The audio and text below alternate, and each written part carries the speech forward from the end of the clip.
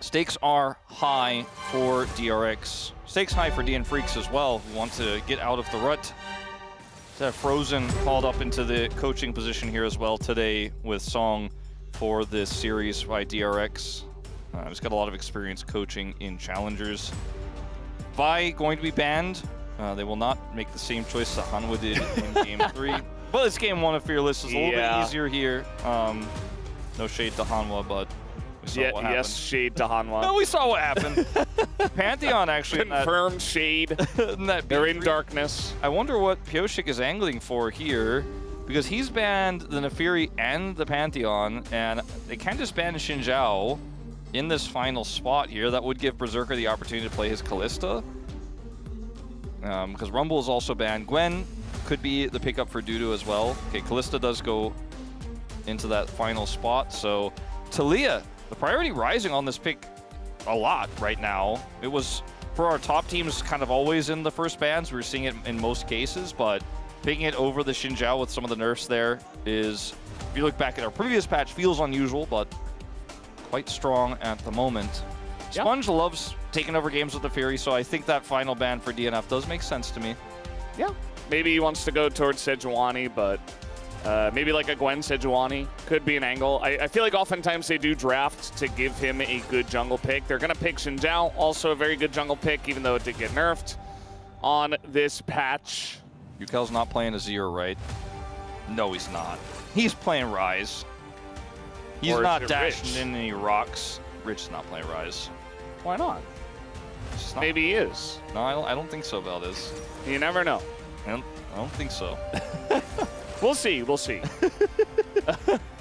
Gwen. The Gwen is given over because they prioritize the Ryze here, even though the mid matchup was already known for DNF, but I suppose that's because they wanted to get counter pick here for topside. But Gwen is such a high prio pick. Rich can play Jace, or he can play his trademark tank in the top lane. I prefer the Jace. Or he could play Ryze. He agrees. He's not playing Ryze, Valdez. Okay. Sorry. And now it's going to be Fearless bad. He won't be playing Ryze in Game 2 or Game 3. And you know what? I'd even hazard to guess he's not going to be playing Ryze in their next series later this week, which is again. Yeah. So I'm guessing probably not. Yeah. But I mean, look, you could still dream. It's okay. Maybe in Game 4. Varus taken away from Lazy Feel. Been a very stable pick for him. As the Rakan is banned away. Alistar is still worth a look here, I think, for the DN Freaks. Be an easy lock-in for Andil in this situation. Yep. Poppy makes a lot of sense. So the question is, are we just going for the safe Ezreal, or are we banning Nico? Okay. So it looks like that's an R4 Alistar. Yeah, unless they want to prioritize a specific AD carry. But Alistar is definitely safer. We talked about this in the first series. That's a really niche, like, Nico ban here. What kind of lane are they cooking? Like, this is where it makes you a little bit scared to lock the Alistar, like Draven Renata? Yeah, exactly. Like, because if or maybe like a Caitlyn lane of some kind. But if you see the ban on the Nico, you're like, ooh, do I want to play Alistar that's not that strong in the lane right now? Like, what are they planning? This is going to be a Lucian lane, though, which can be strong. We've seen Lucian. At first, we were not big fans of it, but in the hands of some of our best players, it gets a lot of work done. We saw Ruler showcase that earlier today. As long as it's not Nami. Pretty okay with it. And it will be Lucian Braum. Lucian Braum, same duo that we saw from Duro, and it is very powerful when you have a strong front line. They have Wukong and Gwen, which aren't traditional tanks, but they function as such strong front line with Gwen's sustain and Wukong's armor that he stacks up, as well as his ult. Is this going to be an Ezreal look here for Lazy Feel? Well, I say that. Wait. Are we just running it back? What didn't work earlier today? Running it back. You think Rich and Yukal are going to swap? Yeah, maybe. I don't think so, Valdez. They could.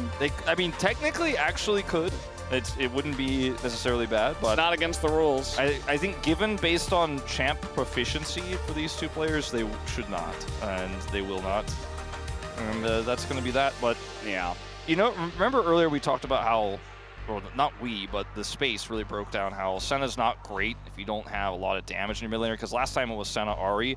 Ryze does do damage, and as the game goes on, he becomes an AP carry. Call him Machine Gun Ryze for a reason. He just machine guns out damage, and he just constantly combos. This feels like a much safer spot for the Senna, but it is also lazy field playing Senna, and you know, it's a tricky lane to play out, especially into the Lucian. It's tricky to play out those team fights. So we'll see how LazyField handles this pick, because I think a lot of burden has been put on his shoulders in this draft, and he is going to have to show up. As the fans, you see how many of them there are. There's so many LazyField fans. It's great. It's like half the audience is ready to cheer for him to play Senna. Yeah. And he needs to play it well. Yeah, I mean, Berserker is kind of the engine of this team, and I trust him on Lucian, actually. I think they're going to have a fun time down there, but let's see how it goes. DN Freaks up against DRX, Game 1.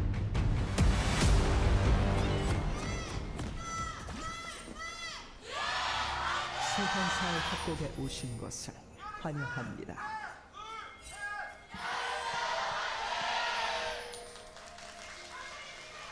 미니언 생성까지 30초 남았습니다. We got some very enthusiastic fans out there. There's one guy just going off after the fan chants were done. Yeah, he did like a fan reverberation. Yeah, it's always pretty cool. I was just over in Shanghai for another game, Crossfire, and after the Gyos back and forth, they would just like scream at each other. It was like, whoa, this is getting really heated.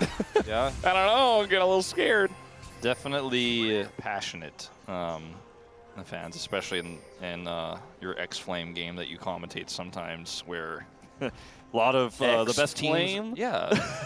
Like Undersight. Yeah. No, I know. It's Come on. It could be a real game name. Like, I could see that being a game name. It's almost like X-Fire, the old chat program. Do you remember that? Yeah. Yeah, X-Fire. I don't think I used it very often. You know, before Steam had its like chat overlay thing that you could use to chat with people while you're playing games. Yeah. Back in the day, like X-Fire was actually incredible. Like I was like, I can play Brood War and talk to like any of my friends who I convinced to download the program. Yeah, crush on that girl. You're like, can you please install? Can you please install this program? It's definitely not a virus. It's definitely better than AOL Instant Messenger. It has extra features, I promise. And yeah, you can't put like cute quotes in your profile or anything, but while I play StarCraft Brood War, you can talk to me, because otherwise I'm not answering. I got a micro. Yeah. And anyways, we digress. UCal is 0-3 on this Ryze pick. He's prioritized it a lot. Rich also has not been shy about his love for playing the Jace, but unfortunately has only worked out one of the many times. He has also locked the champion.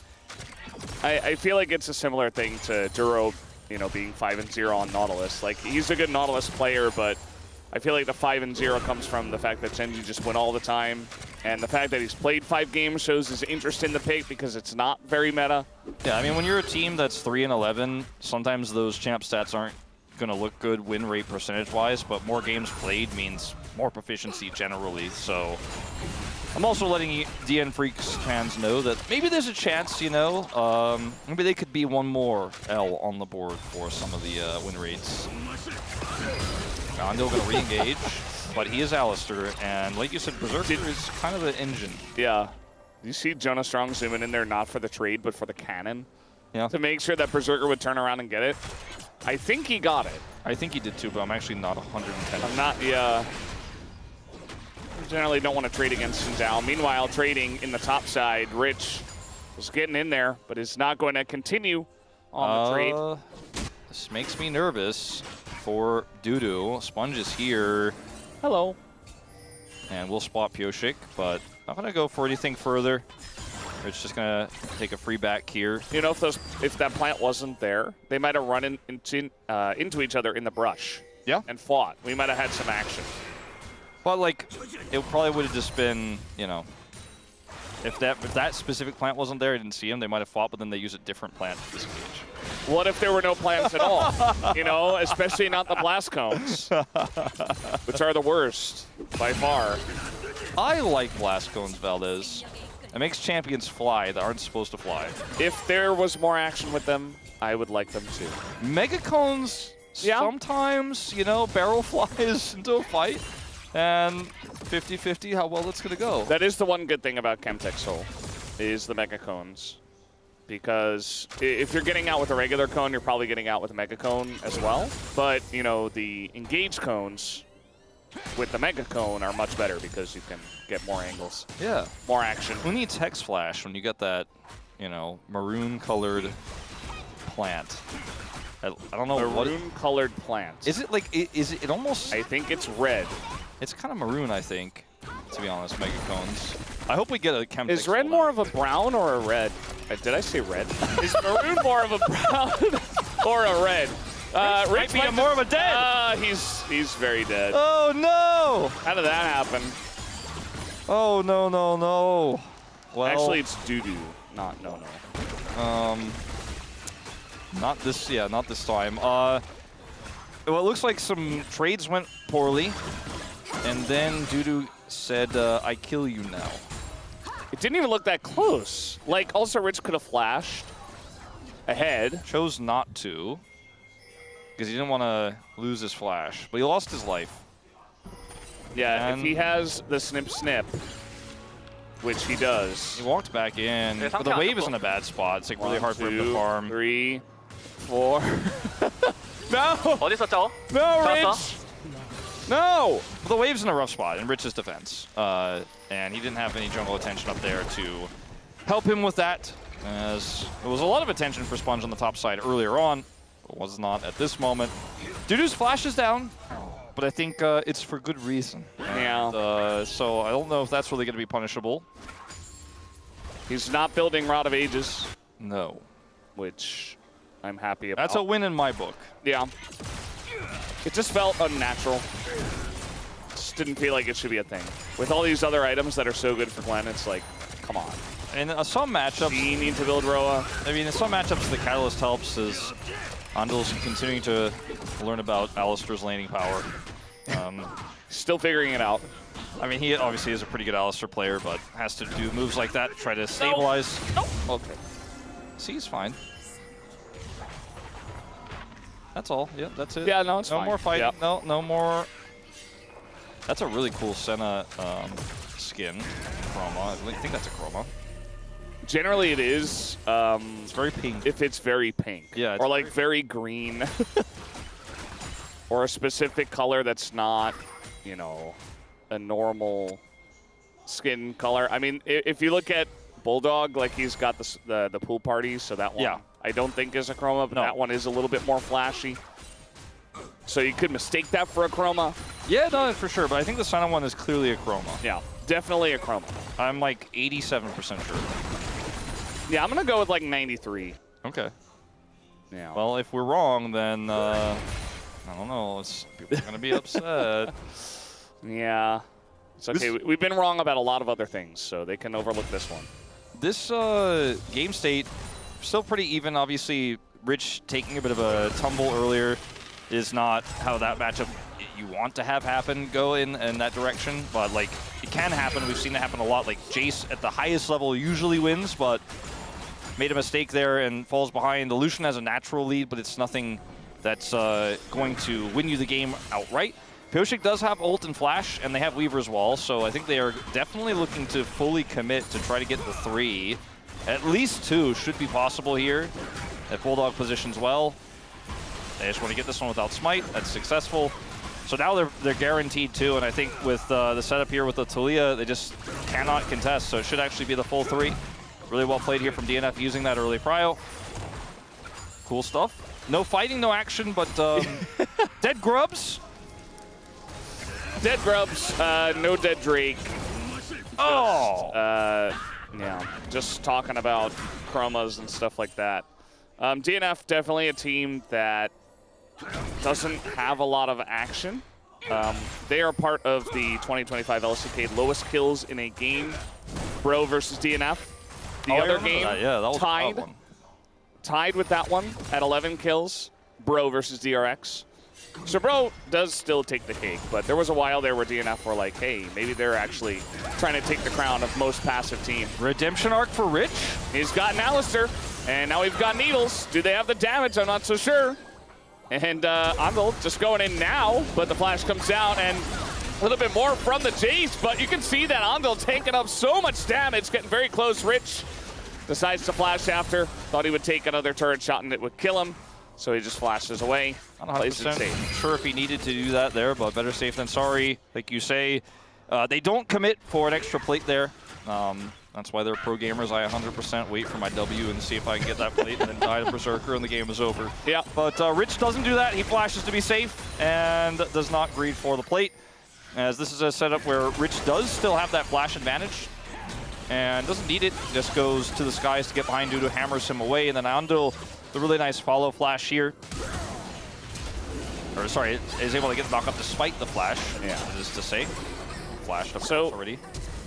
So Yeah, he had turret aggro Yeah. at the very end, so I think that actually... He might have gotten out of it, you know, when it's like channeling the turret aggro. But yeah. when you see that line and you hear that sound, that's when you know like you're in potentially danger. As the turret aggro like shows for a I second. hate being in potentially danger. You know, I mean, he was in potentially danger. That is what we saw there. Yeah. Yes, potentially danger. Now he doesn't have flash, but he was able to secure the kill. So that's a good thing for DRX. One team got 1 kill. They were ahead 400 golds. The other team got another kill, tied up the gold exactly. But Pioshik has 100% objective control, objectively speaking. Because Literally. 3 grubs Yes. and the dragon.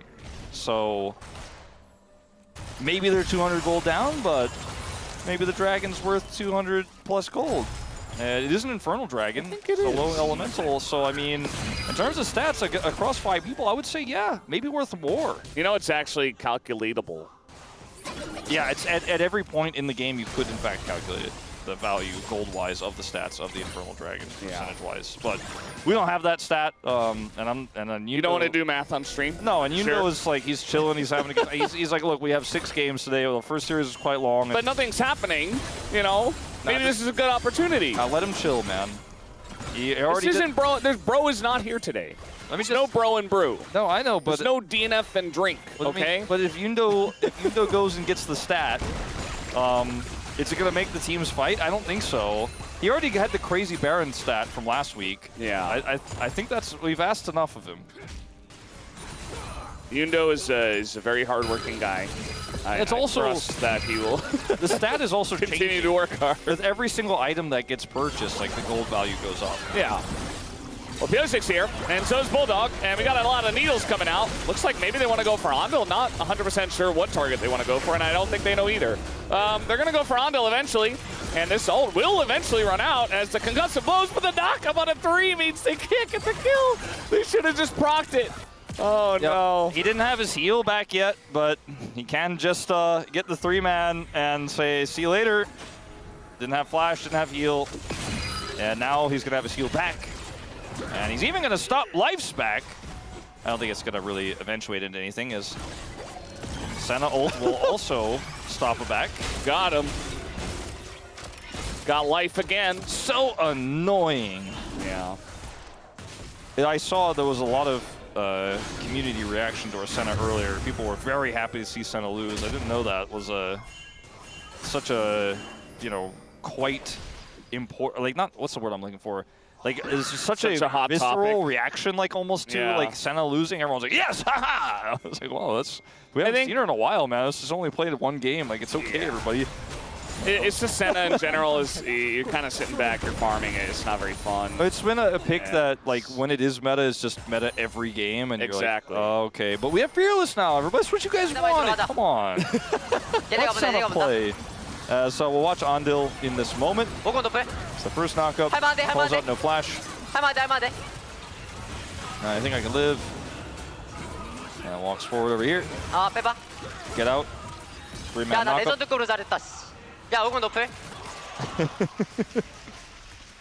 And very happy with himself on that one. Yeah.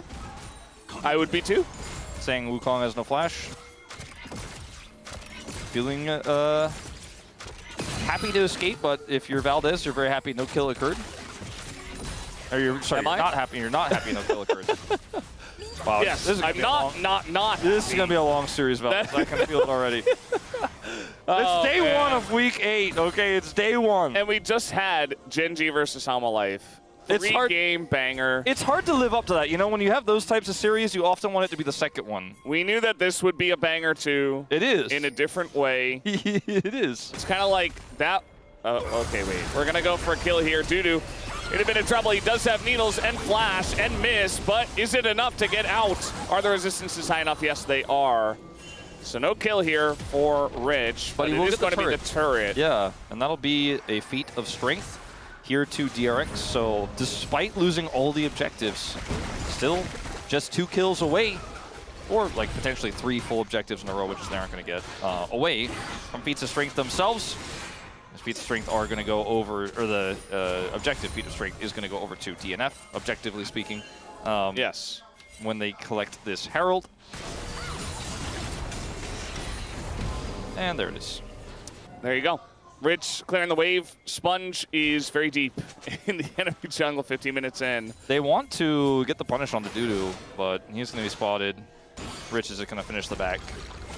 And that's the end of that. So, I mean, when you're a jungler and you've played 16 minutes now, no action, and you have a Sundered Sky, you're like, please let me hit something. yeah, you want to get that heal to proc. I want to gain health after losing health. Yeah, if he doesn't interact with anything, he can't lose health. He lost a little bit of health here, so it would be valuable for him to auto something. Okay, boom. Huge. He did it. All right, well, And, glad he bought that item. Back to the Senna. This is the kind of game that Senna loves. Yeah, no, so I was going to get to that, is we have the scaling Rise, the scaling Senna, and this Jace poke, which is going to be really relevant in later team fights on objectives. Speaking of objectives, before we get to the later part, we're going to have it right now. Ondo going in. Yep, disengaging, trying to put some damage on a Pyoshik, it looks like. They knew Wukong didn't have flash. He's about to have his flash back, but not able to actually successfully catch the Wukong. Very difficult to lock down that champion.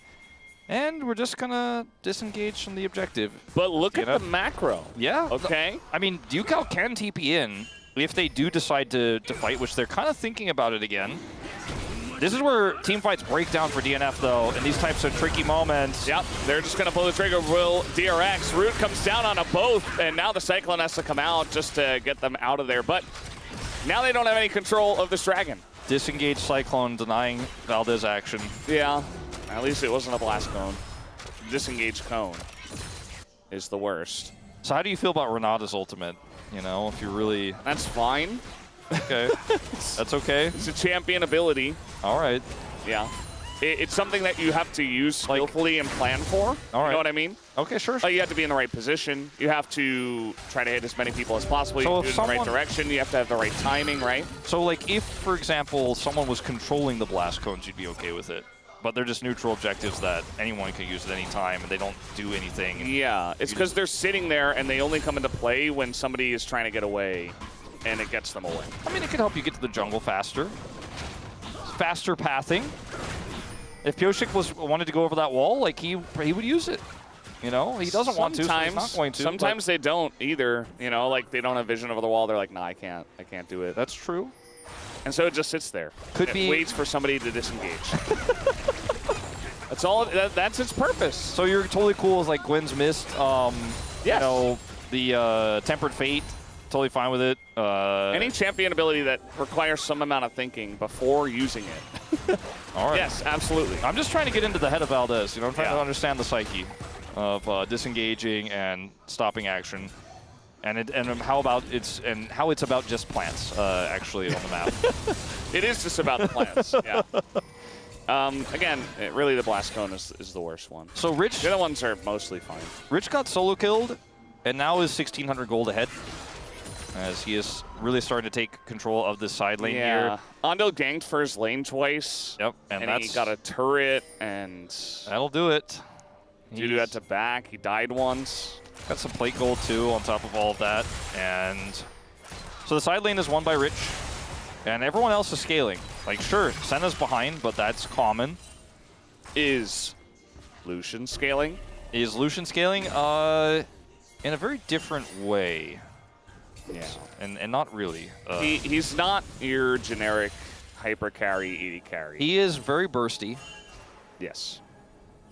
And he can kill a Senna in the beginning of a team fight, as Ruler showed us, if you have control over the fight. Not entirely sure that's how this one's going to go, but I do trust Berserker. Like we said at the draft, of the players on DNF who have been the most clutch, it has been Berserker. That's the answer. Yeah. There's doing it right now. nobody else. See? Yeah, he's doing it again. Caster Blessing. Lucian is a champ where you can just control the tempo. Do you think Chronicler believes in blessings if he doesn't believe in curses? Probably not.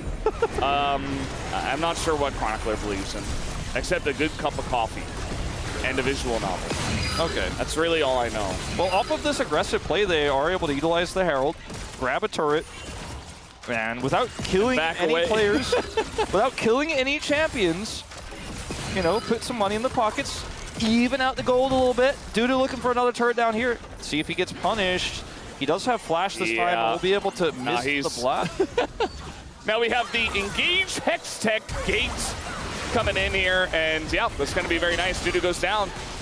And I wonder if he still dies even if Andil's not there. Yeah, That's the only question I would have. I think it would just take a little bit longer probably, but hard to know 100%, but I would say likely there.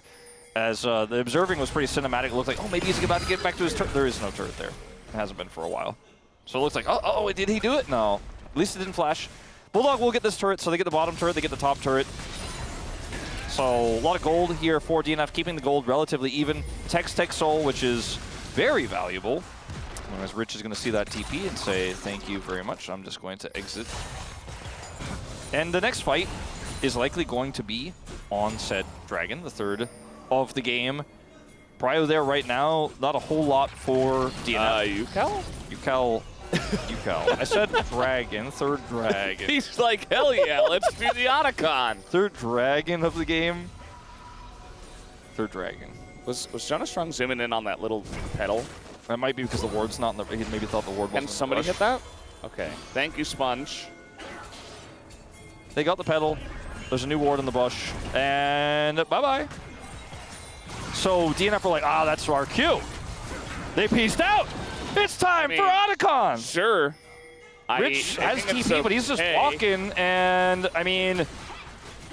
Are we just going to flip it? Andil okay, does they know. have ult. They know, guys. Yeah, they know. Okay. They are aware of it. All right, they're just going to try to go for the turn, but Andil's the one engaging. That's onto a Braum. Not a lot of damage going there. Life able to get away, and now we got this massive culling. Andil going to be pushed away. Sponge half health. I think they just get it here, unless Rich somehow steals it. Oh, the flash hit Sponge from miles away from downtown. Able to steal the Otacon. And that might just be the nail in the coffin on this fight. 2 kills go to DRX, and they get the objective. DNF up against the wall, up against a rock and hard place here. Yeah, this one was a bit of a... I don't know, Valdez, like that. They realm warped away, but they were still close enough, and you didn't have the damage, DNF, at this point to rush this one down. They didn't have any control. You know, if Rich's Shock Blast hits, I mean, that might have, if it was a little bit lower, it might have actually been the steal.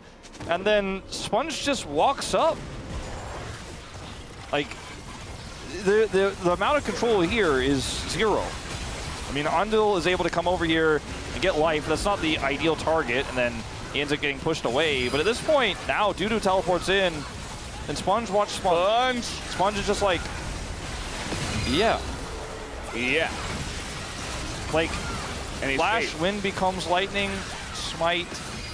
Thank you for the leash. It was actually Wind becomes Lightning and then Flash. Yeah, well, I mean. And then he, yeah. Yeah, it's a bit heartbreaking, unfortunately, but sometimes you make the snap decision and it doesn't work out. It has happened to DNF a lot on objective calls this year. Yeah. And they gave DRX an opportunity for the 50-50 there, and they took it. Speaking of taking it, Bulldog is going to take back his team's red smite, or red buff. Nice. And, well, Otacon buff has not necessarily been the game-changing and game-winning buff that we've... Berserker will give them a back massage.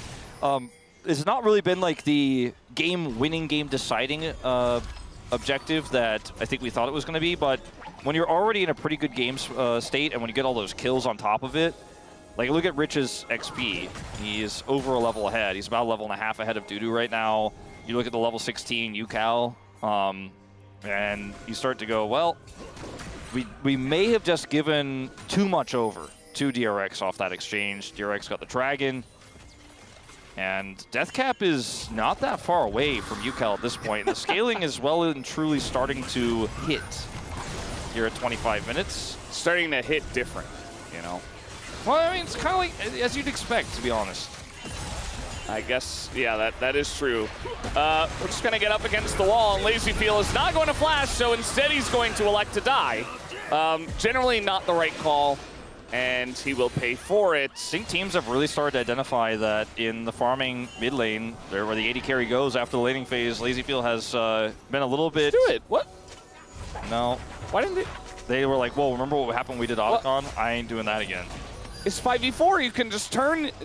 Senna is dead for 20 seconds. Too scary. It's 25 minutes in. Like, it's still early, but like, I don't know. I think it was the right call to back away there because even though they are 5v4, the Baron is going to hit hard. It's basically on spawn, as you said, at 25 minutes and 30-ish seconds. And I think if you had better turn, maybe you could go with this. As this is Bulldog just going, I'm looking for Senna, I'm looking for Senna. Senna, and he misses the flash over the wall. Unfortunately, needed a flash before that.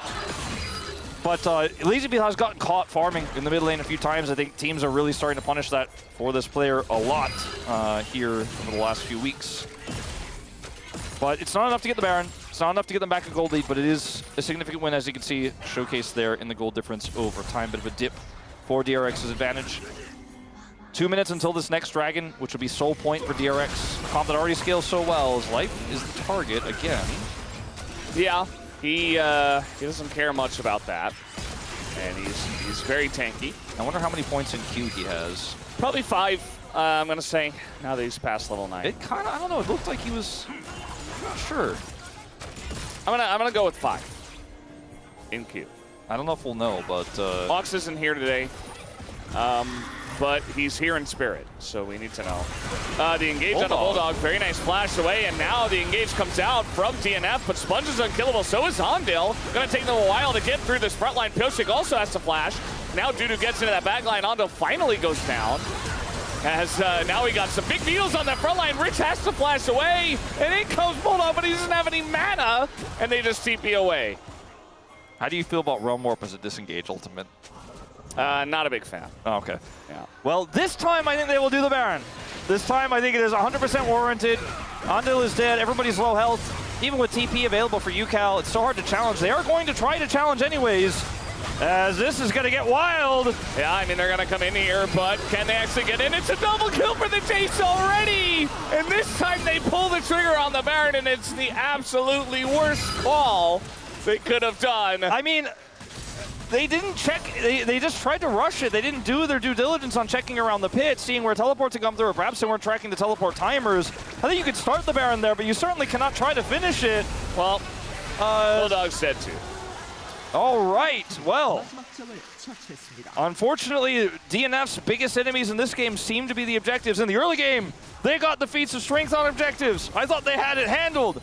But it's been these later decisions that have struggled, or they've struggled with a little bit more. As follow-up ult here from Life is okay, but they just cannot get onto the back line. And when you see LazyFeel here, he just kind of kites away. And Dudu's timing of showing up to this fight, he TP's in, but he's so late, like they're so desynced that LazyFeel just kind of walks it off and doesn't care. Then Bulldog's ult here is also fairly late, so the rest of the members escape. It's enough for them to start Baron. And but they just didn't check. Kablam! I just, yeah. Penta? Penta? Penta? All right, Rich, let's slow down a little bit. Let's focus on winning the game first. Well, it would have been really cool. It would have been really cool if he was able to get the Penta, but they certainly may win the game, indeed, Valdez. They got the Baron. They have Hextech, Soul Point. And I feel like if DNF had to put up any vision or any track there on the side and it looked for a turn or just disengage, all right, cool, got TPs, reviving. But they did not do that. Okay. Andal has flash and he doesn't care. He's gonna ult. He's gonna play it safe. He cares a little bit. You saw what happened to Lazy Fuel earlier. He's like, nah, I'm just gonna press my buttons. And from this far ahead, it's definitely the right call. I mean, this Baron's still up for 75 seconds here. They're looking to threaten both inhibitors. Rich has a massive lead over the Gwen, and it's just going to be in the one of this 4-1 here. Trying to siege this turret as best as possible. Andal looking for a bit of a disengage here, denying Pioshik's engage angle. They know Pioshik doesn't have flash, so just going over there and headbutting him away should be enough to keep this push going. That's the main thing they're worried about, is some sort of flank, some sort of engage from Pioshik. And they've done their due diligence. They have vision here in the center as well. We're just going mid. Okay. I was like, where's that going? Yeah, just in the mid lane. They want to guarantee the inhibitor, and they will. And there's only 30 seconds left. They could try to 5-man the bottom lane as well. And for DNF, they're just not really able to leave their base here. And the way this is split up here for DRX makes it very difficult for a flashless Wukong to actually find the angle that he's looking for. Bit of damage on the Sponge, but that's Xin Zhao. They're all going to get in there with him, though, and try to burst him down. Heal comes out from the Senna, but Lucian, very good at dashing in and just taking names. So Sponge, weird spot, no flash, and that's the end of the push. That's the end of the push, but looked like it was going to be naturally ending anyways, but still a bit of gold picked up. Pioshik. Hide on bush, but actually not hiding at all. Doesn't have Realm Warp this time. He's just going to flash. Phase rush away. Yeah, that was a bit of a scary situation for a second there, but we'll be able to flash his way out. Sponge here just caught between both pushes as he is trying to be the kind of the backbone of denying any sort of flank. And he's successful at that. Just has to die to deny it. And probably didn't have to die there, but was doing his job and helped them continue to put that pressure on. Once he was dead, though, Baron was timing out anyways. That's the end of that. He's respawned now. His ult will be up for the Dragon, which is going to be the potentially last fight of the game, because if DRX pick up Hextech Soul with this Senna Rise composition with also a Jace, that's 5,000 gold up. I didn't even realize UCal generated a 4,000 gold lead, so he's also massively ahead. I don't know if the game will continue. Bulldog, he lives this time. Rest of the team gonna try to engage Realm Warp. We got a nice angle here for UCal, but that is Gwen. So he's just gonna dash it off.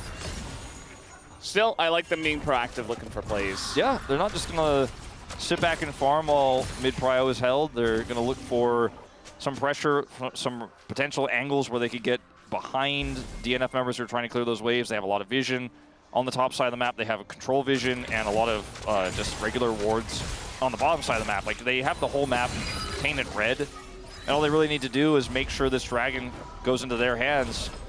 And even if DNF are somehow miraculously able to trade the soul for the Baron, which, by the way, with all this vision here for DRX, so you guys can see all over the minimap, I do not think it's likely they're going to get away with something like that. I think DRX favors Hextech Soul in this situation over Baron, especially because they have all of their inner turrets still up. He got inner turrets, he got center rise, and yeah, they're just gonna send it here. Tons of damage already. Lazy Field trades with him. Pioshik tries to go in, but there's not a lot of follow-up. Immediately just dies. UCal's got a arm guard here. He is going to stay alive, and they're just peeling, but we do have UCal hitting the floor. Nice knock up here from Andal, and now Sponge trying to zone on the left side here. He's getting incredibly low, but really it's just Berserker they gotta worry about, and finally they put him down.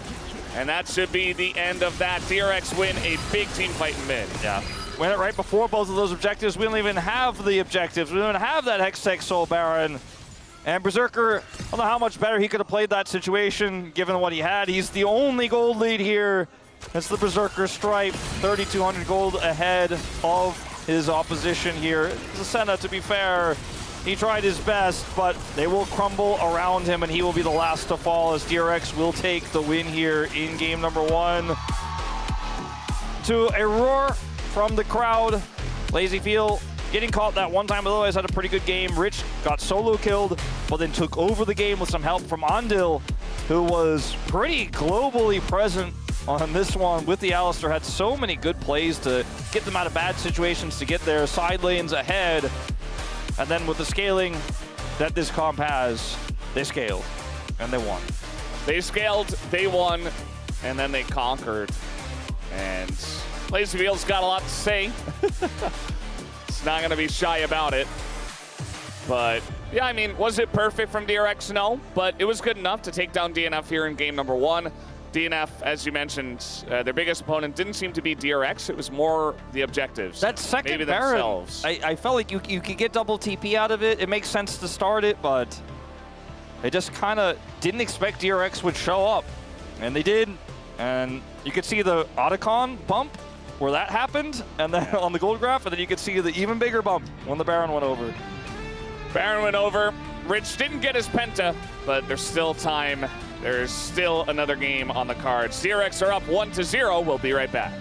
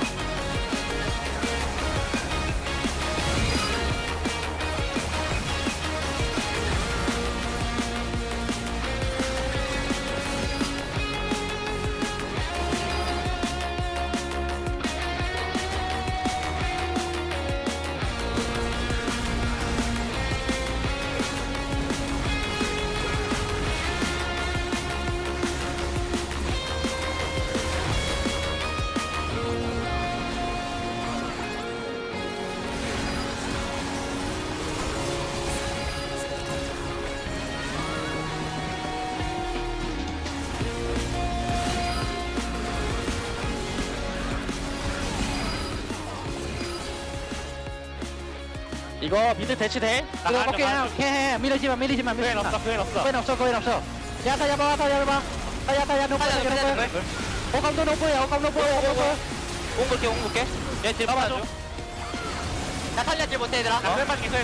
지 못해 거인 그엔 너플. 잡을게. 브람 너플. 살려 너플. 갑자기 봐줘. 루시안 너플. 루시안 너플이야.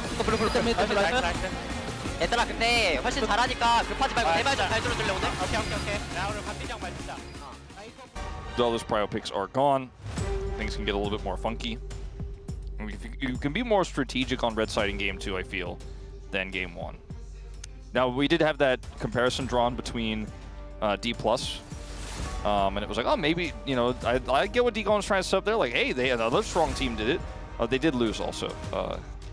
I mean, it was against Shinji, and it was a wild Hail Mary. That's what I'll call it.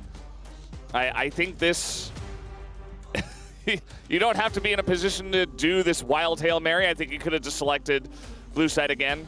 Like Wadid was freaking out about, like, they had multiple chances where they were ahead, and they had good fight setups, and they could have won from that side. So I'm not really sure, but we'll see. Maybe they got something special for top. Maybe Dude has been practicing his Nidalee. So this is the worst part about picking red, is that the first blue side pick will go to DRX. So Sponge gets to pick what he wants. Azir. Or can go to the Azir pick. Pantheon is still available.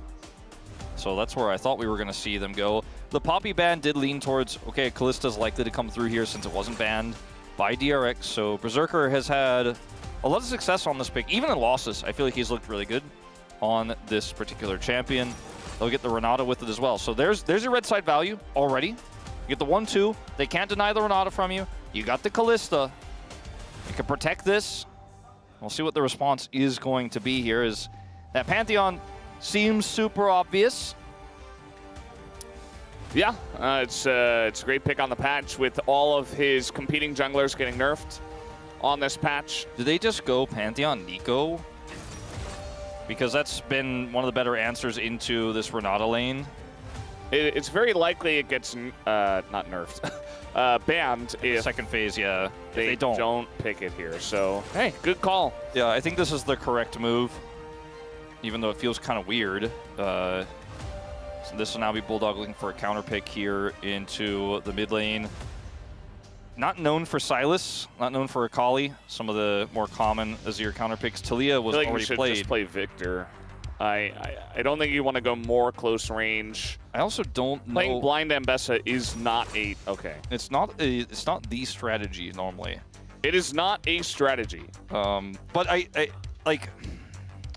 Unless Maybe they want to you're keep something a little bit hidden here. Like they have a tricky pick, like Bulldog plays Aurelion Sol, and you know something funky happens. But the Ambessa blind here in the R3 spot is not necessarily the best usage of red side we've ever seen. It's also not a champion that has a high win rate right now. It's not a champion that Dudu has found a lot of success with. At the very least, they immediately pick it and then immediately ban Renekton and That's smart. whatever else they want to ban.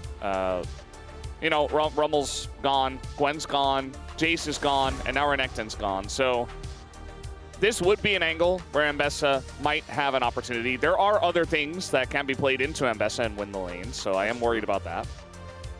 We see a Gnar ban here where they want to ban like Rich's cannon. I don't think so necessarily. Curious what else. Aatrox could be another pick that Rich could play in this matchup. I feel pretty good about. But you have this Kalista, and you know one of your biggest fears is that if the top lane becomes unstable, your Pantheon and opponent jungler, Sponge in this case, will just control the side lane and crush you and prevent you from playing the game. There's the Victor ban, which is unsurprising. And I think they could have just locked the Victor there and saved counter pick because they picked red side. But it feels like all of this draft, for all of the red side decision, was for the Kalista Renata. That was the whole game plan, based on what we're seeing thus far. As we'll see another Hui counter pick attempt here, this time into the Azir for Bulldog. It was one of Bulldog's first big successful champions before he was playing the Aurelion Sol, before he was playing Tristana mid. I think this is a pick that a lot of us associated with him, so he has a lot of experience on it. Hasn't won yet. Even Chovy make it work. Even Chovy. And I think that was the first pick. I'm looking through the list right now. Yes. Smolder Nico. No, it wasn't actually. It was 0 and 2 before today. Now 0 and 3. So, No, it's going to be Ezreal. not Smolder, but Ezreal. Can be really hard to play Ezreal And into Sion. the Kalista if you don't have a range support. So, you know, commonly it's the Karma we used to see, but in this case will be the Nikos. They have a lot of really strong engage here, and now they have a robust front line. Tons of scaling with the Azir and the Ezreal. 2 item spikes, very powerful here for DRX. And so the final pick here will be for the jungle. And with the lock-in of the Sion, the Trundle did come to mind.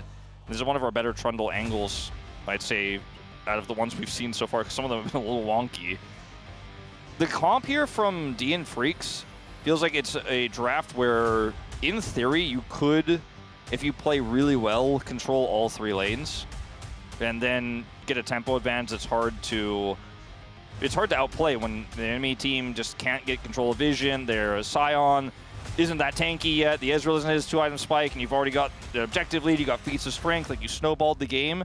But if it's an even or behind game state into the scaling that DRX has, like they had pretty good scaling in game 1. This is kind of insane what they have. And I shudder to think about what could happen if DNF fall behind early.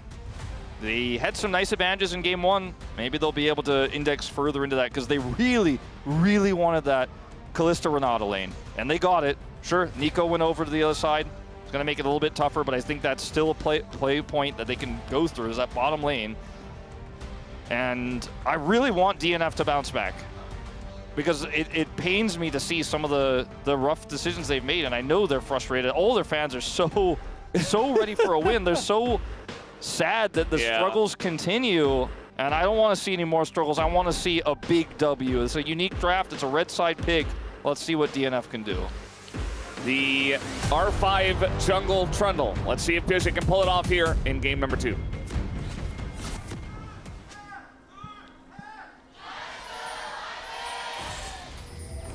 소환사의 협곡에 오신 것을 환영합니다.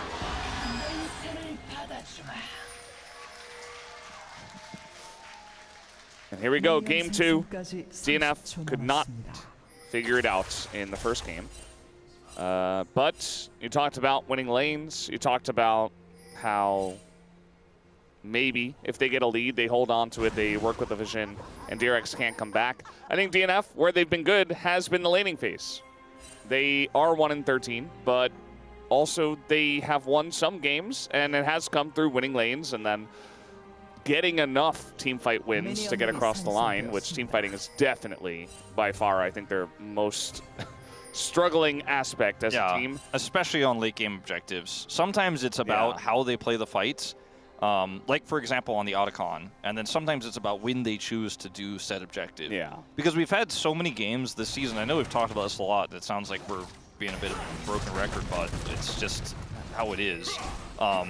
Is that, like, we've had so many games where DNF get the objective and then their Nexus explodes because their backs got stopped. And they chose the wrong moment to try to do a Baron or try to go for a, objective Soul and, one of those Soul Drakes where they barely get the Drake, but then, like, the enemy team just teleports into their open Nexus and kills them. And we've seen that happen so often for this team that it's got to be a bit of a pain point for the squad that still struggles to make the exact right call, and sometimes makes no call, and then loses control of those advantages that they had that we did was getting very upset about in the previous Analyst Desk segment. So, the shot calling has been an issue, the decision making has been an issue, but when they're playing for themselves in their lanes, and even the 2v2 lanes, where you're not playing for yourself, but you're playing for the duo, Berserker and Life, they've been good, and this draft indexes into that. We saw the Hui moments ago in the mid lane. You just kind of burn the waves in this matchup. You outrange the Azir, you can poke him down.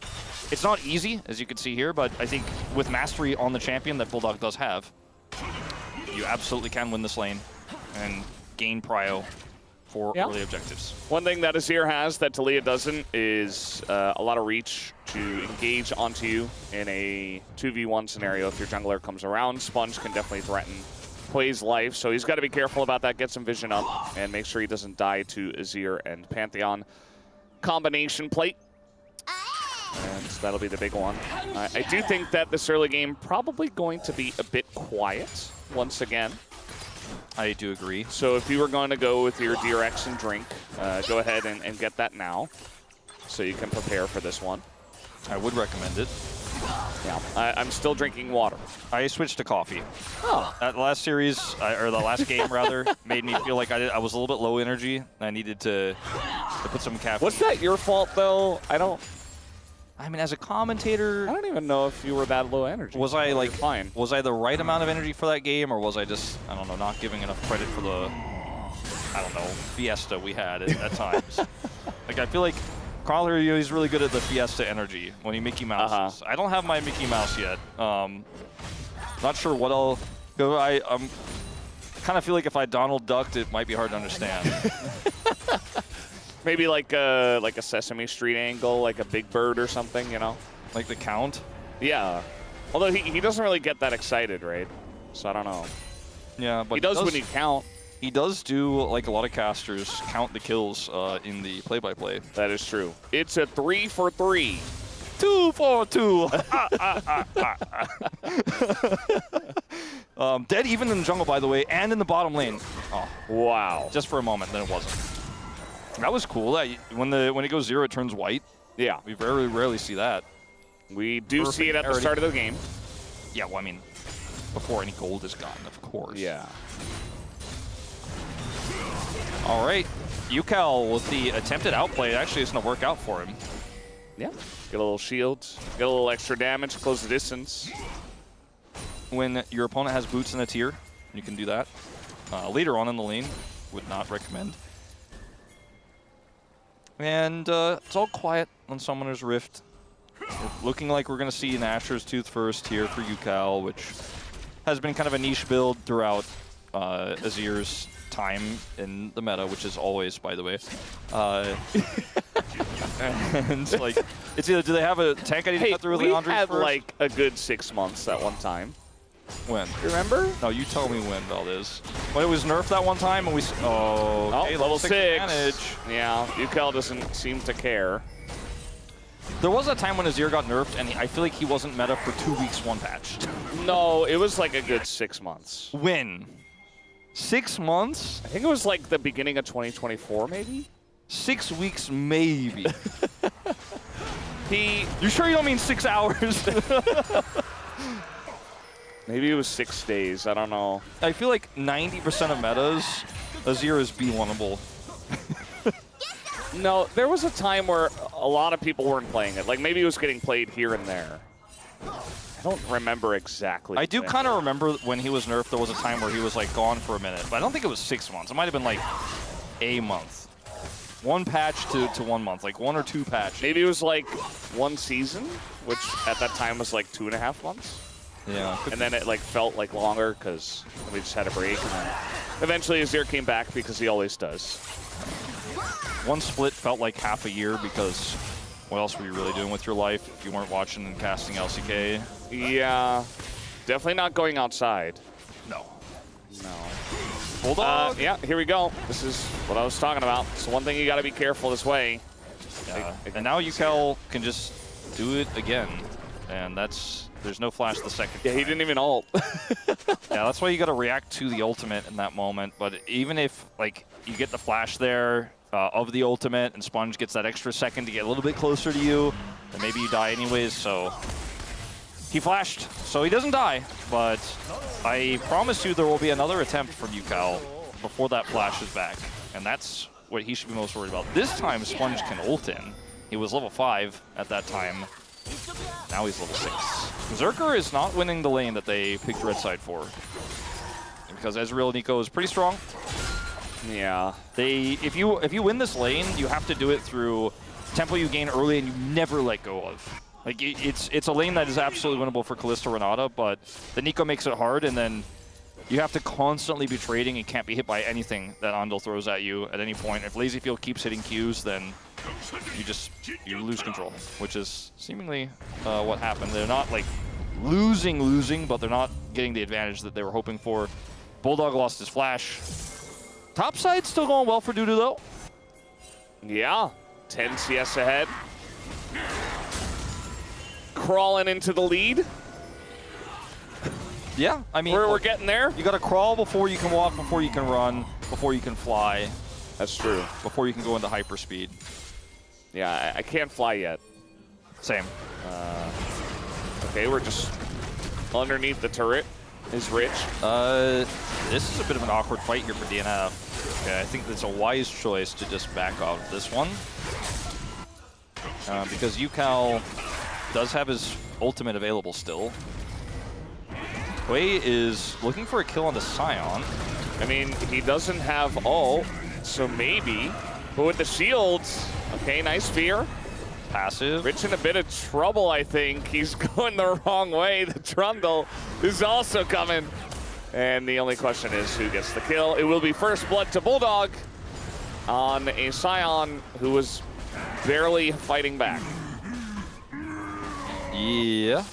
That was weird. I don't know, guys. Rich was trying to proxy the wave, I think. Yeah. I assume is what was actually transpired while we were talking about something else, and then panned over there, and he failed and was unceremoniously slowly killed by 1,000 paint strokes. Down he goes. So that puts Bulldog in the lead. He ended up putting himself in this matchup, so a little bit easier than trying to lane into the Azir, where he doesn't have flash. UCal still has ult. This is not going well, though. The Renata and Bessa lane. Okay, flash engage Renata. That is going to be a flash away. In trade for the 2 ults and flash of the DNF bot lane. But they relieved the pressure. They did. Get him out of there. They One did at plate's least all do you that. get. Yep. Not 2. Denying them more of a lead. Okay, Denying stop them the a back. All right, what else can we get? We getting a plate in return? Nah, Rich is coming up. I don't think they get DNF surging into the lead. They're not ahead. Well, I mean, it's like a 40-ish gold lead or something like that. 40-ish gold. Well, it's Yeah. what, like 207 to 410? No, yeah, it's like a 200 gold lead. Yeah. All right. Okay. They did it. Now let's hold on to that. Let's hold on to that. Let's build on that. Let's build on that a little bit. Let's start to fight for objectives like this Cloud Drake. You know, it's a Kalista comp with Wei. You are fighting into an Azir who still has his ult and flash and also has Nashor's Tooth, so gonna need to really wrestle some prio if you're gonna win this one. If you give it up, you're giving a lot of time to DRX here, so I need to at least challenge prio. And so far, they're looking somewhat interested in that. I think it's pretty safe for Lazyfield to be up here. And he is flanked by his support, who does have ult, but not flash. Yeah, flashes were traded earlier. Yeah. You know who loves when flashes are down is Trundle. Oh, I thought you were going to say Atlas. Because he loves, like, maximizing the... That is cooldown. true, but it depends on if they have Hex Flash or not. Which, in this case, nobody does. So, there are better angles to randomly throw your flash away. But yeah, Trundle is also correct. I will accept that answer. Yeah. He does enjoy it when he gets to put his pillar down and slow people and then start swinging on. The only issue for him is Ezreal. And any other champ that has a dash. Does Trundle need an update? Do we need like a Trundle game update? Bit scope update? Yeah. Where instead of just putting a pillar on the ground that could potentially displace people, you know, set up a fight, he just throws it like a javelin. Like he just lifts it. Like, you know how Skarner throws the rock? Imagine throwing a rock that's pillar-shaped like a javelin. It has to be a skill shot because if it gets updated nowadays, everything's a skill shot. Yeah. This is real Ondil, just running forward and ulting them. And, you know, he's going to do a lot of damage. I don't know if he's getting away. No. Good effort there.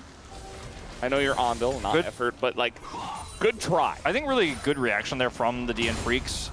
Like, they knew, I'm pretty sure they knew that was the real one. And they were like, well, he doesn't ult, there's not any follow-up here. That would not be the right call. And then he did, and there really wasn't follow-up, and so they killed him. And that's a Kalista picking up a kill. Feels nice. Picking up a dragon. All right, well, wasn't quite the early dragon I had in mind here for the second dragon. I thought it was going to be a little bit more prio fight. I thought it was going to be a little bit more of a... Chemtech Soul. All right, so hold on. Hell yeah. Show me those mega cones, because Yeah. I want to see, are they more maroon or more red? So, do you think they, like, change color? They're definitely red. Yeah, no, they're red. I don't know, they're kind of maroon in my mind, but when I see it with my eyes, they're red. But I can picture them maroon. I feel like the I'm bad with colors. mega cones are more red than the regular cones. You know what I mean? Yeah, Like maybe the regular cones could be are maroon. kinda like, yeah, they're a little bit closer to maroon. But these are like, you know, shiny. They're like spitting up poison and stuff, you know? Yeah. I don't know, maybe my cones in my eyes let me down again. Yeah. What color is Facebook again? I think it's blue. By the way, Blue Derby sounds way worse than Blue Battle. I'm going to propose that we change it to Blue Battle. Or at least Battle Blue. Black. Blues Battle. Maybe, yeah, we shouldn't combine the words. We shouldn't pull a chronicler. Not everything has to be a derby, okay? Telecom Derby? No. Telecom War, all right? Bank mean, Derby, okay, all right? But Blue Derby? That's not right. That can't be right. I think Blue Battle is good because they both start with B. Yeah, that's what. And my name starts with B too, so that's why I like it. And it also starts with B? Banger. Which is what this series is about to evolve into. 100%. It seems slow now. Seems like, oh, I'm not sure if that Kalista has a big enough lead because she's behind 200 gold in the lane matchup. But just you wait, Valdez. Bulldog's way. He's going to get his Archangels. He's almost there. Big numbers. Well, he has his Archangels already. Well, I mean, it's going to transform into Seraphs. Yeah. And then he's going to do big numbers and also get a shield when they try to threaten him. So I'm worried if DNF don't get ahead and this Trundle falls behind. We have seen some pretty rough jungle Trundle damage numbers. True. I don't want to see that in this game. But he has a Scion. He can steal. Yeah. His resistance away, hit that Scion really hard. And, okay, we're going in. He did it this time on the Bulldog. And Bulldog has to flash away. And now we got a Pantheon coming up here. Yeah, not the right angle, but it's okay. He was there. He was helping out. Well, Bulldog did flash Not the ultimate, but he flashed and ran away, and that's successful. Like I say, he's on his way to transforming his Seraphs. Didn't have the shield just yet. Okay, here we go. Here's an angle. Here's an angle for that angle. We're getting some damage in. And that Nico comes over the top, though, and now Pyosik pretty tanky, though, and now the hostile takeover does so much, but this Ezreal is still alive and already has a double kill and is chasing them down with double buff. And with no ult and no flash and no real item, I don't know if Bulldog should be around here, but he stays. Gets The slowed. engage. It's okay, he was just showing him who's boss. And now we're going to have a root come down on Dudu, who is 100 to 0 almost immediately. And, oh, okay, well, there he goes. And now Lazy Field comes in and just massacres them alongside a Sponge, who picks up the triple. And they got the Rift Herald. DRX, they finally found a fight. All right. Well, that was the action we were kind of waiting for. Not sure if it eventuated in the way that it should have, but at the end of the day, DNF trying to force this fight by looking for the enemy Pantheon, engaging on it. Pyosik does a lot of work here initially, but Lazyfield is untouched. You mentioned this in the play-by-play. Dudu can't really go in and threaten him. It's just kind of out of the fight. And at this point, I think DNF should be, I don't want to say happy to leave, sad to leave, but they have to leave. They should just leave and not be around this area anymore. Instead, the melee Ambessa gets rooted by the Nico, and then Sponge flashes for the kill. Berserker can't do anything because there's no support. And I mean, we already mentioned what Bulldog, he didn't have ult, he doesn't really have an item, and yeah. I think that they got a little bit baited as well by Sponge and his Sunder Sky. Because he was pretty low and like Dudu went in, maybe trying to finish him off, but instead, yeah, wow, just ran straight into a pillar instead of the turret. Counterplay. all right. So that's why we picked the Trundle. Okay, yeah, that's a small win. They are up 2 dragons. Fighting this, though, is going to be easier said than done. Life's ultimate is coming back online here relatively soon, but I just don't think they can get Prio, and Yukal still has his ult back up, has Flash. I think they just have to defend this turret and say goodbye and try to hold on to the fact that they have a 2 Drake lead, and it's Chemtech Soul, and it's individual Chemtech Dragons. But it doesn't get better. They're already behind pretty massively in this one, and the enemy team is about to hit 2 items on the Ezreal. I mean, they have the items locked in, just has to transform it. 2 items here for Yukal. The Rylai's build that's taken over is very good, very strong. And you mentioned the Trundle. That isn't necessarily going to be able to do anything from behind. Now feats of strength go over as well with that 3rd fully completed objective. Yukal's even, oh, he's even freezing the wave. Yeah, I mean, it's I'll not gonna happy. like, it's not gonna hard freeze or anything, but he's denying minions like a full wave here. And it feels like a little thing, but it's little by little, these little things, they add up into a big thing. Yeah, the big thing represented by the gold number with the coin with the L on it. Yeah. To the top of your screens. Wait, why is there an L on it? Well, gold deficits mean losing, Valdez.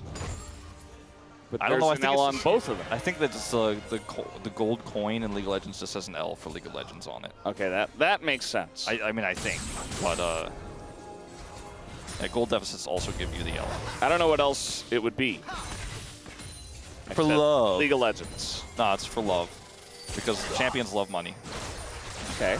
And right now, there is a money deficit on every roll here for the DNF. But the DN Freaks, and I'm trying to see the angle where maybe they could win a miracle fight.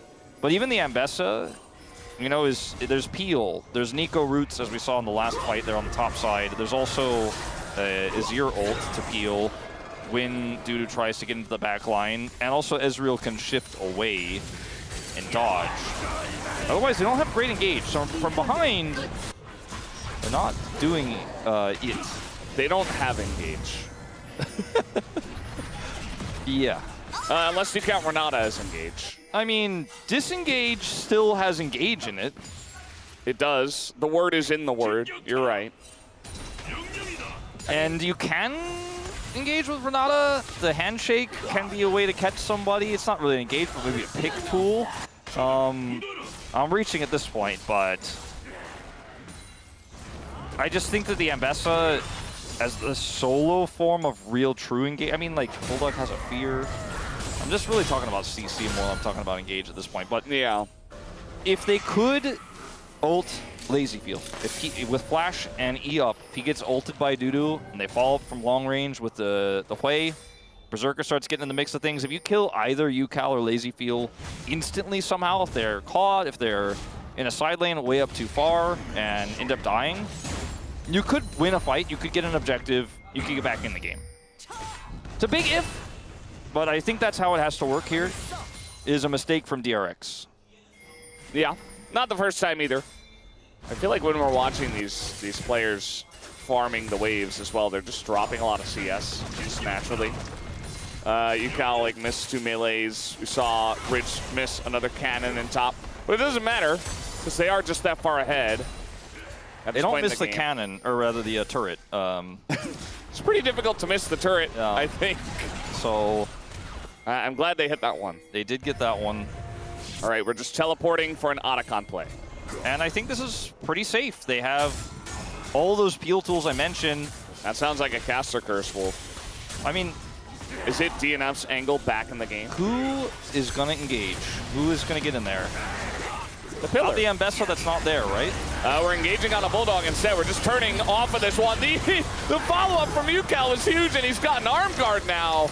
And he has his wall, and there's not much that Piercy can do to him. That's a kill though to Berserker. He's bouncing around on the bottom side. He picks up another one. Wait a second here, DNF. They are winning this fight. Rich, he's got a lot of sticks in him, and it doesn't look like he's getting away either. That's going to be the DNF team fight win with a triple kill to Berserker. Rich is buying a little bit of time here. Everyone's super low, but I think they should still be able to get this. They have Smite, they have the Ren for Berserker once that one comes back online, and Berserker once again on this Kalista that they picked red side for is gonna get some work done. And that's the way back into the game, I suppose, is Dudu just dashing through everyone while Berserker goes low, but actually they can't finish him off. As this fight here, the turn looks fantastic, right? The Nico comes over, the arm guard is perfect here for UCal, buys him a ton of space, right? But then, guess who shows up? It's Dudu. Gets into the fight, gets into the front line here, and Berserker wins the fight against Sponge on the side, and all the while, this annoying Ambessa is just this frustrating piece that's doing damage, is so difficult to kill once the carries are gone. And all the while, even though it was a well-timed arm guard, while UCal is in stasis, he can't do damage. He's not offering anything in that fight. And they did, in fact, win a fight. They're now only about 700 gold behind in this game, and they're looking for Soul Point. All right, maybe it's happening. Maybe it's happening. It's definitely winnable here for DNF. As, okay, just ulting in maybe the, I'm not sure. Little knock up here on a Pyosik. And now Andal's kind of in the front line. He's got to go into his clone. Ult. It was pretty impressive hitting anything with that. Yeah. Just ulting. I think it is important to say that stakes are high here again. Remember, DRX, if they lose this series, will also be locked into the Rise group. They had a massive lead. They whiffed a fight. Then they lost control over the Dragon. And I think the call there in this moment was, we have to make something happen. We have to make this call, push the turret. That's why you see the ult come out from Sponge. They're like, we have to get something in return. We're not just going to give them Soul Point. We're not going to let them get back into this game.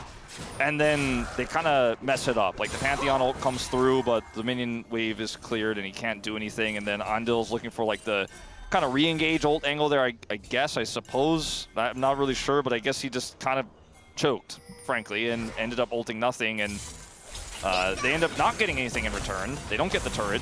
We don't win the fight. And DNF still in this one. That's my professional opinion about this. They are. I mean, they have an Ambessa that's is ahead a little bit. They have a Kalista who, if DRX are going to run straight into them and not deal with the Kalista, she's going to get a lot of value just naturally.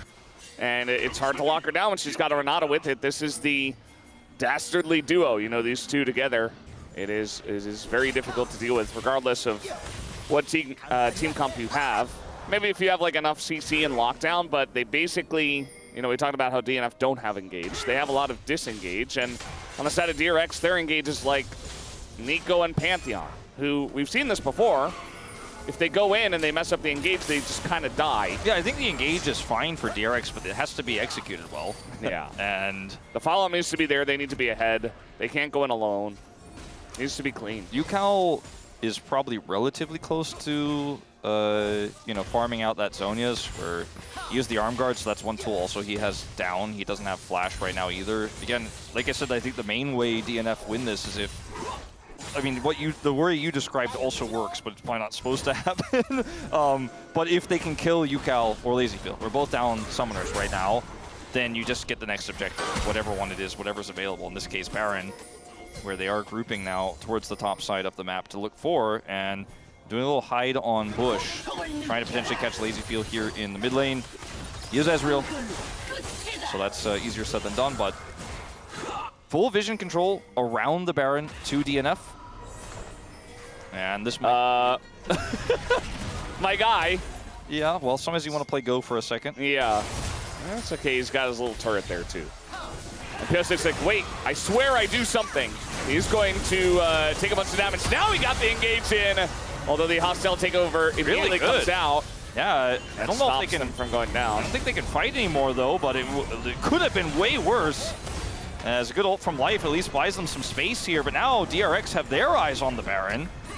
And some low health bars here for DNF make this a bit of a challenge. Yeah. Rich is so tanky. It's Thornmail as well. We don't have Subjugate either anymore. He used it before.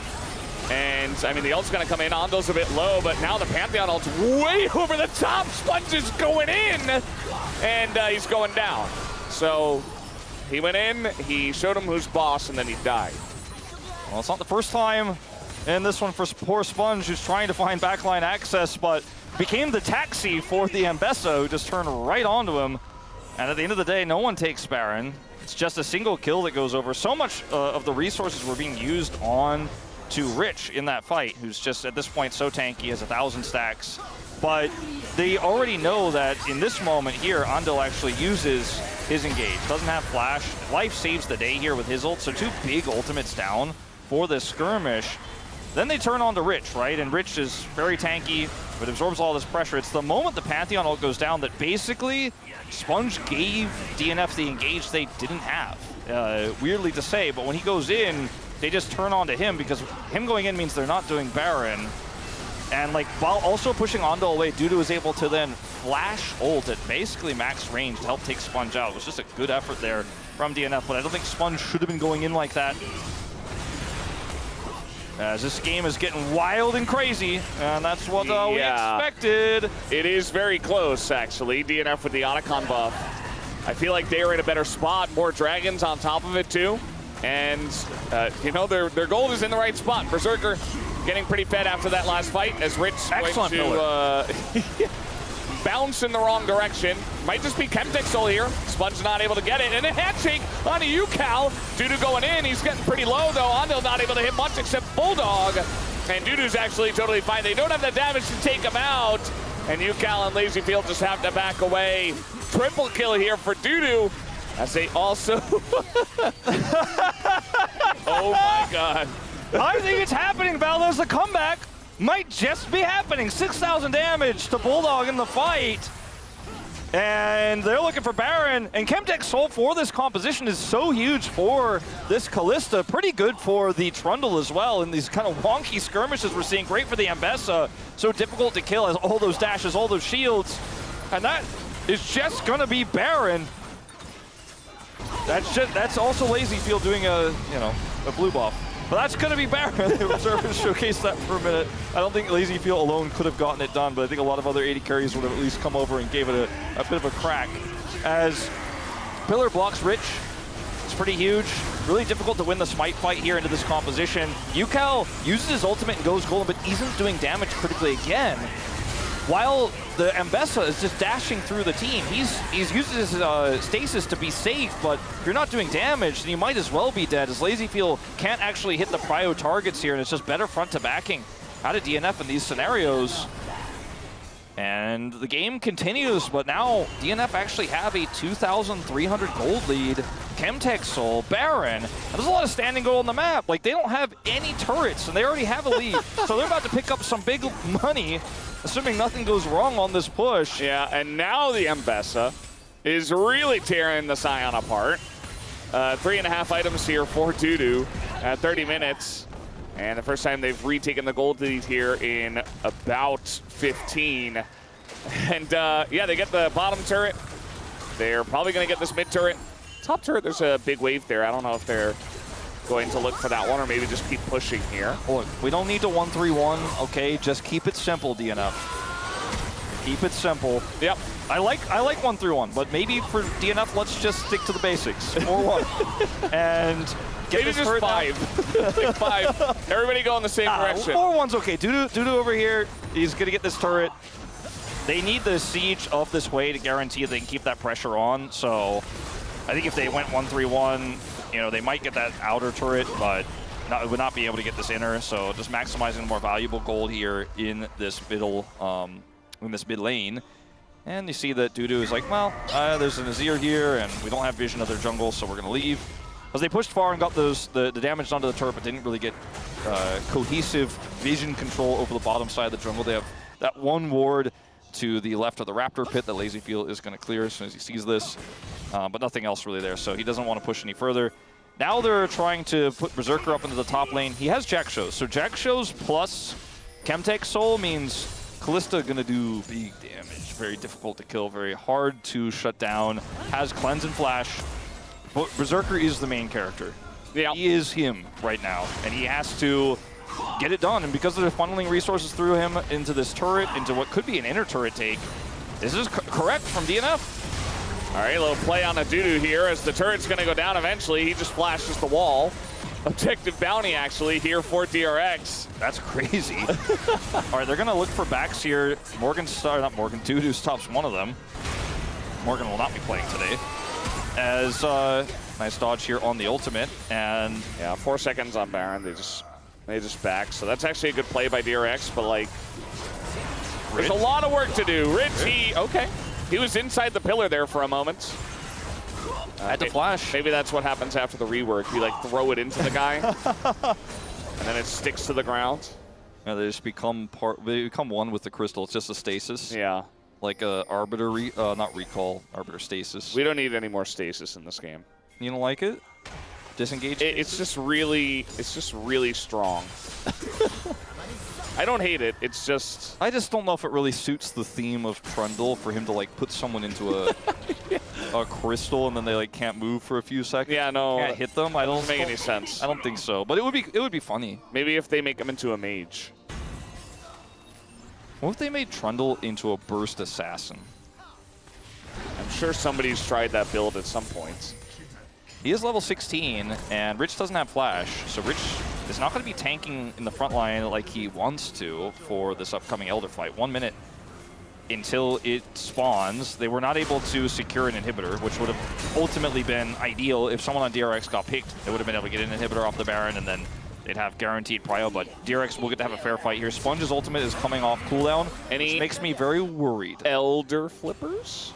Like, that's what the L in the coin means. Aha. Elder flip. The Elder flip. I see where you're going with this, Wolf. I do worry very much about where the Grand Starfall is going to go.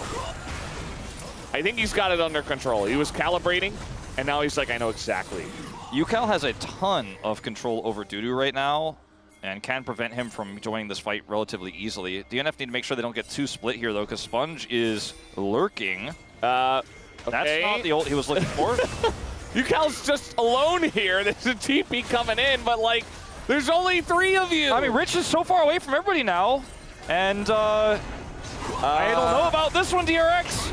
Okay, but DNF didn't want to engage either. Now Bulldog's in a weird spot. Oh, no, not Bulldog. He's gone for free. And Rich will be taken out, though. Take a look at Berserker on the left. He is still full health, and he's got on top of Andil here. The rest of the team fight up on the top side is going the way of DRX, but this Kalista is a problem. It might not matter, though, as the rest of the team is just gone. And Berserker, he is going to cleanse, but can he get away from 3 of them? I'm not so sure. He goes in. It was his only hope, but it's not going to be it. The Quadra comes through, and that will be the end of this game, potentially. DRX will look to push the bottom lane. Yeah, they have a wave here, and I'm not sure what it means over there on the picture-in-picture, but I think it is going to be a DRX Interpretive 2-0. And it looked just for a moment that DNF might be able to do it. It looked just for a moment like the woes of their objective fights were over. They punished Sponge so many times, but when the fight got weird, they could not respond. That fight, I mean, it really did get weird. Sponge, all he has to do is keep him out. He's doing the right thing. He keeps Bulldog away, can't clear the wave, can't help the turrets. Down goes the Nexus, and UCal is losing his mind. A big team fight at the end. Get DRX the 2-0, but man, they were behind for a lot of that game. It was getting real close to a 3-gamer. It wasn't meant to be. I thought for sure it was going to happen. I thought for sure we were going the distance tonight. But that last fight, very broken up. Teleport from Rich, positioning better there for UCal. They split the fight in half, and for the Ambessa, not able to actually rejoin. POM, gonna be a tricky one. I think Rich did a lot of work in the first game. Then we saw UCal get a huge lead. UCal had that great fight. I think I'm gonna go UCal. I think he deserves it. I think he had some pretty big ults. You know, got Bulldogs flash in the lane, did a great ceremony. Yeah. You know this one, Chicken Banana? Yeah, of course I know it. You know about Chicken Banana? Yes. No. Hell yeah. What? You don't know about Chicken Banana? What do you mean? No, I don't know about it. All right, well, I'll show you later. Yeah, please do. It's a great. Are you just gonna show me that clip? A lot of kids. No, a lot of kids like the song. It's a great song. All right. I've been singing it recently. That's why I know about it. Well, today was a day where the only thing that matters is whose Nexus explodes in the end. This song is so sweaty. So sweaty, so elated. But I think it's more about not the hype that he feels about this win, but more of the relief about not losing, keeping the chances of making it to the Legend Group alive. Yep. It is still a very small chance, but it is alive. We haven't seen any team snowball percentages this season for what it would be, but I'm guessing it is pretty small, Valdez. They have to win basically every single match. I'm going to look at the standings right now because they are... I think they would have to, with right? this win at 4 wins, and... They would need to go 3-11, and then Yes. they would need a lot of other teams to tie them and have worse tiebreakers. 7-11, right? Yeah. 7-11 they'd have to go, and then one of KT or D+ would have to lose all of their matches and go 7-11, and lose all of them 2-0 while DRX wins them all 2-0. I mean, basically, I think DRX might have 1 game wiggle room in there, but that's about how it happens. Yeah. So, chances are alive, but they're on life support. But wins like this, and wins like this with a 2-0, which almost didn't happen, are very important. DRX does have to play Gen G next. I just wanted to point that out. But it's nice to get a win tonight. And, you know, they'll feel happy about the fact that they came back from behind. Yeah, I think this week most of our teams will be decided. It's really those middle-of-the-pack teams like KT and D+ that we might not know until next week. But for the most part, our East Side teams will be Rise-gated. They'll be relegated What? to the Rise group. I don't know. We got to come up with a term for it. Rise-gated. Yeah, no, that's perfect. Wolf, thank you. Go to the Rune Prison. 꿈도 to 있어요, 꿈도 Rise. 있어요. I don't know. Okay, I like that. I like that. We'll think of something better. Yeah, maybe. I don't know. We're not that creative. Someone will think of something better, okay? Maybe it's not me. Maybe it's not you. But yeah, very quiet here in the comms of the final moment. Hit the tower.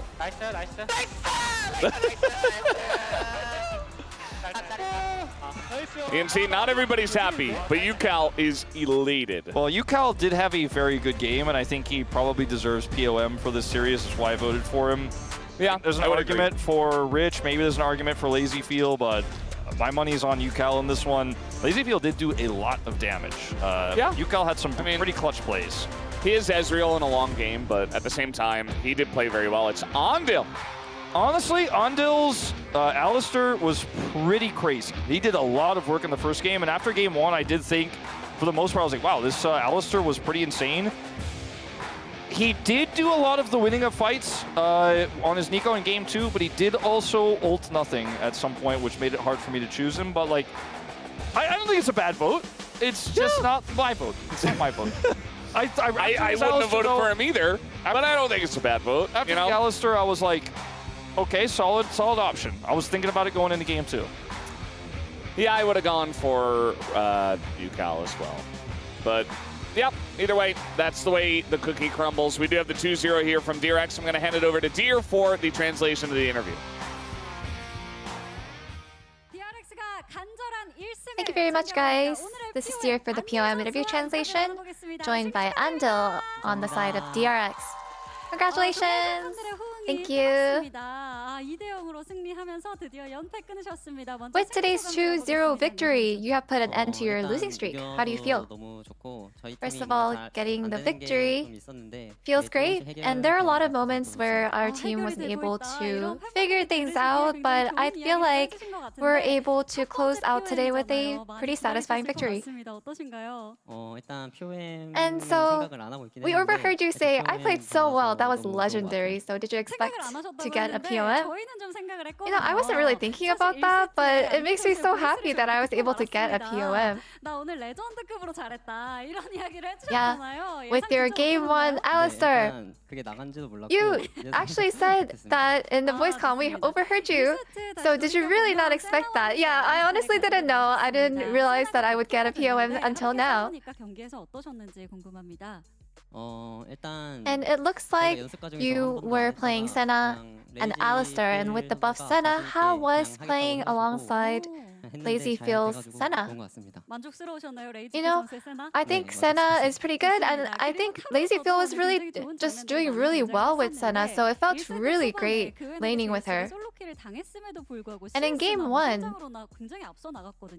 it looks like despite Jace getting solo killed by Gwen, you guys were able to recover from the CS and gold difference. So how was this possible? Yeah, Rich was actually getting solo killed, but I don't think that actually put us too behind. So I believe that the team just knew that we could come back pretty easily by just playing it out, so we weren't too concerned about that. And in game 2, Berserker's Kalista got fed and made the game difficult for DRX. And was it that DRX thought that you can recover from giving Berserker his priority pick? I think we were just trying to counter that pick with Nico and play it out so that we could just kind of flip the game around. So we had a little bit of that confidence that we could win through the lane and the team fighting. Yeah, so you were able to pull off a lot of really crazy Nico plays in team fights. So was there any moment that you're really satisfied with? Yeah, I think the very last team fight when I was able to go into their way was really satisfying. And in the bot lane, LazyFeel's gameplay was pretty great overall today. So how are you working on your chemistry with LazyFeel? You know, LazyFeel, he's a really young player, and honestly, his personality is great. And I think it's really easy to work on our chemistry and just building it up over time. I believe that it can definitely get there. Anything you'd like to say to LazyFeel? Thank you so much for playing so well and, you know, take care of me moving forward. And now that you've overcome your losing streak, you have to keep the momentum going for the rest of your matches. So would you like to say anything to your fans? You know, there are a lot of ups and downs and we showed a lot of bad showings, but moving forward, I hope that we can work even harder to bring you an even better performance and gameplay that makes you happy. And thank you so much for your support. And that's the end of the interview with Andil, and back to the space. Thank you.